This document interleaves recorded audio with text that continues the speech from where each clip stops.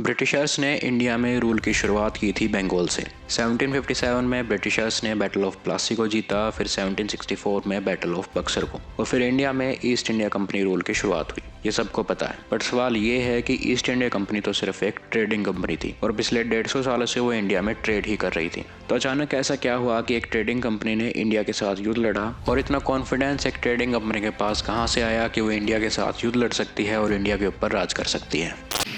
18th century में company ने भारत पर कब्जा किया। कंपनी ने, मान लो रिलायंस अमेरिका में व्यापार कर रही है और एक दिन अमेरिका पे कब्जा कर ले, किसी स्टेट ने कब्जा नहीं किया। ये बात आपके दिमाग में क्यूरियोसिटी नहीं पैदा करती? कैसे?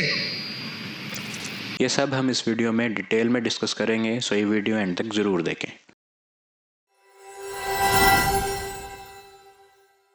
लास्ट वीडियो में हमने decline of Mughals and rise of Marathas को कवर किया था, जिसमें हमने पढ़ा था कि कैसे मुगल्स वीक होते गए और मराठे पावर गेन करते गए। 1707 में मुगल एम्पायर अपने पीक पे था और 1757 में मुगल एम्पायर बिल्कुल ख़त्म हो चुका था और मराठों ने दिल्ली को कैप्चर कर लिया था।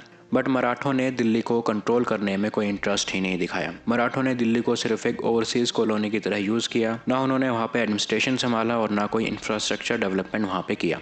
उन्हें तो सिर्फ टैक्स से मतलब था। इस विषय में एक हिस्टोरियन बिपिन चंद्रा अपनी book history of the modern India में लिखते हैं कि मुगल्स के डिक्लाइन के बाद इंडिया में अगर एक स्ट्रॉन्ग सेंट्रल पावर कोई हो सकते थे तो वो थे मराठे। बट मराठों ने सेंट्रल पावर बनने में कोई इंटरेस्ट ही नहीं दिखाया और इसके कॉन्सिक्वेंसेज भी मराठों को भुगतने पड़े थे।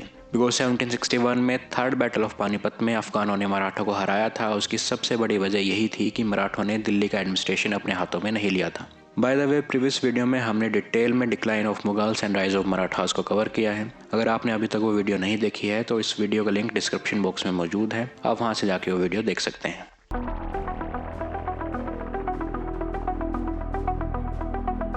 जैसा कि हमने डिस्कस किया कि 1707 के बाद मुगल पावर वीक होती गई। 1717 में मुर्शिद कुली खान ने बंगाल को मुगल एम्पायर से अलग किया। 1722 में सदत अली खान ने अवध को मुगल एम्पायर से अलग किया और 1724 में आसिफ जहावन ने हैदराबाद को मुगल एम्पायर से अलग किया।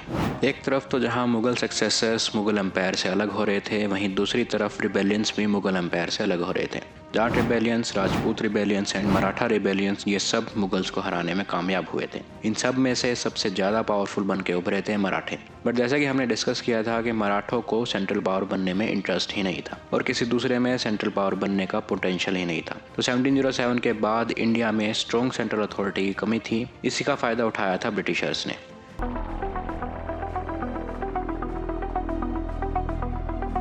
18th सेंचुरी में ब्रिटेन और फ्रांस के बीच राइवलरी थी। अलग अलग जगहों पर बहुत से युद्ध दोनों देशों के बीच हुए थे, like 7 Years war in north America, American revolutionary war, French revolutionary war etcetera. 7 Years war और अमेरिकन रेवोल्यूशन के ऊपर भी मैंने वीडियो बना रखी है। डिस्क्रिप्शन बॉक्स में उन वीडियोज़ का लिंक मौजूद है, आप चाहे तो वहाँ से जाके वो वीडियो देख सकते हैं। इंडिया में भी ब्रिटेन और फ्रांस के बीच राइवलरी थी, बिकॉज दोनों ही इंडिया में ट्रेड करते थे और दोनों के बीच में ट्रेड के एक्सक्लूसिव राइट्स को लेकर लड़ाई चलती थी। अब फ्रांस और ब्रिटेन की लड़ाई के बीच एंट्री होती है जगत सेठ ब्रदर्स की। जगत सेठ ब्रदर्स बंगाल के मर्चेंट्स थे। उनके बारे में जानने से पहले हमें बंगाल की हिस्ट्री को समझना होगा। जब हम बंगाल की बात करते हैं तो उस वक्त बंगाल के अंडर आज के समय का बांग्लादेश, वेस्ट बंगाल, बिहार और उड़ीसा का रीजन आता था। यानी बंगाल एक बहुत बड़ा स्टेट था और बहुत ज़्यादा फर्टाइल भी था। 1717 में मुर्शिद कुली खान को बंगाल का गवर्नर बनाया गया था और फिर धीरे धीरे उसने बंगाल को मुगल एम्पायर से अलग कर लिया। मुर्शिद कुली खान ने मुगल एम्पायर में चल रही प्रॉब्लम से सीखा। जैसे कि हमने पिछली वीडियो में डिस्कस किया था कि औरंगजेब के टाइम पे मुगल एम्पायर में मनसबदारी क्राइसिस स्टार्ट हुआ था, जिसमें ज़्यादा मनसबदार रिलेटिवली कम जागीर के लिए लड़ रहे थे और इस मनसबदारी क्राइसिस की वजह से मुगल एम्पायर वीक होता गया। मुर्शिद कुली खान ने मनसबदारी क्राइसिस को सीरियसली लिया, इसीलिए उसने बंगाल से छोटे छोटे मनसबदार्स को ख़त्म कर दिया और एक नया लॉ उसने इंट्रोड्यूस किया था, जिसके तहत ये तय किया गया कि महीने के पहले वीक में ही मनसबदारों से टैक्स कलेक्ट किया जाएगा और जो मनसबदार टैक्स चुकाने में नाकाम होगा उसे हटा दिया जाएगा। अब मनसबदारों को टैक्स कलेक्ट करना होता था पीजेंट से और कभी सूखा पड़ गया, कभी बाढ़ आ गई, जिसकी वजह से कई बार पीजेंट्स टैक्स चुकाने में नाकाम रहते थे। इस सिचुएशन में मनसबदार राजा को टैक्स कैसे चुकाएं? इस सिचुएशन में एंट्री होती है मर्चेंट्स की। मनसबदार इन मर्चेंट्स से शॉर्ट टर्म्स लोन लेते थे और इसकी मदद से वो टाइम पर टैक्स चुका पाते थे। इस टाइम पे मर्चेंट्स बंगाल की इकोनॉमी के बहुत बड़े पार्ट बन चुके थे।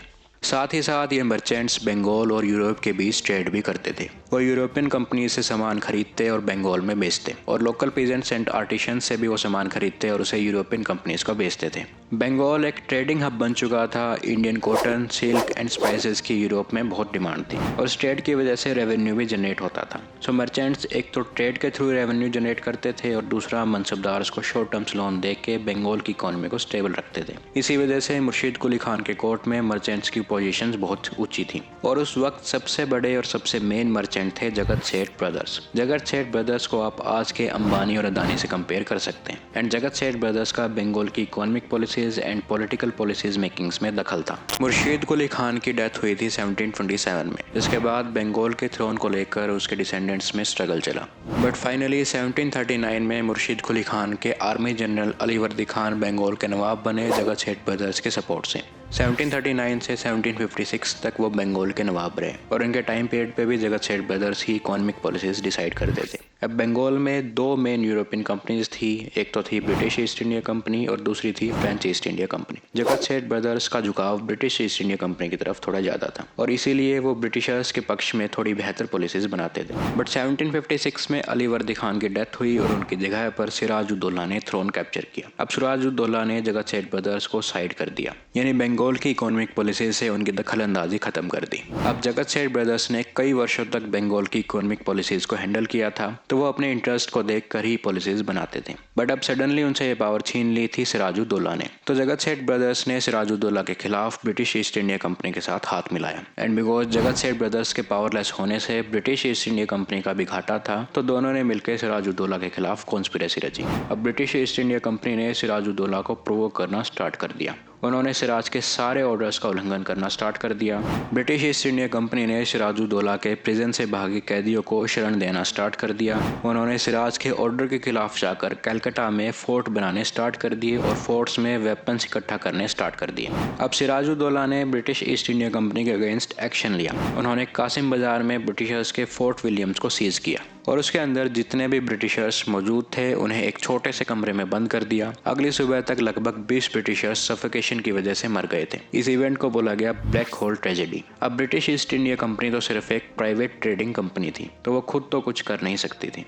इसीलिए ब्लैक होल ट्रेजेडी की खबर उन्होंने भेजी ब्रिटिश पार्लियामेंट को और अपनी सिक्योरिटी और ब्लैक होल ट्रेजेडी का बदला लेने के लिए उन्होंने बुलाया ब्रिटिश आर्मी को। दरअसल जगत सेठ ब्रदर्स और ईस्ट इंडिया कंपनी ने जानबूझकर सिराजुद्दौला को प्रोवोक किया ताकि वो कुछ ऐसा कदम उठाए जिसे बहाना बनाकर वो सिराजुद्दौला के खिलाफ युद्ध लड़ सके। इसीलिए 1757 में हुई बैटल ऑफ प्लासी। इस बैटल में ब्रिटिश आर्मी के कमांडर थे रॉबर्ट क्लाइव और सिराजुद्दौला के आर्मी कमांडर थे मीर जाफर। मीर जाफर को जगत सेठ ब्रदर्स ने खरीद लिया और बैटल ऑफ प्लासी शुरू होने से पहले ही खत्म हो गई और सिराजुद्दौला को बंगाल छोड़कर भागना पड़ा।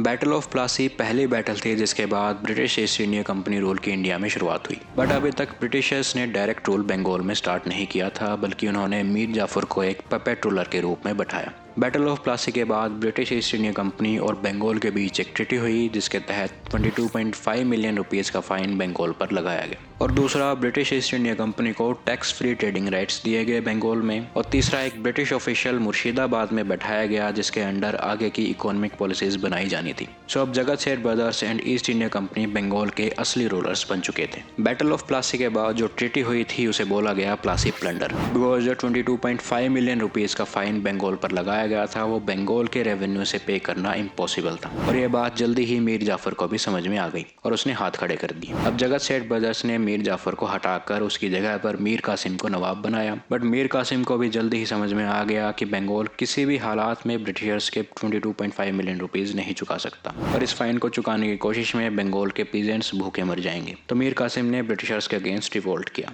बट वो तो सिर्फ नाम का ही नवाब था, असली पावर तो जगत सेठ ब्रदर्स के पास थी। तो इसीलिए वो बंगाल से भागकर अवध पहुंचते हैं और उसने अवध के नवाब शुजाउद्दौला से मदद मांगी और शुजाउद्दौला उसकी मदद करने के लिए तैयार भी हो गया।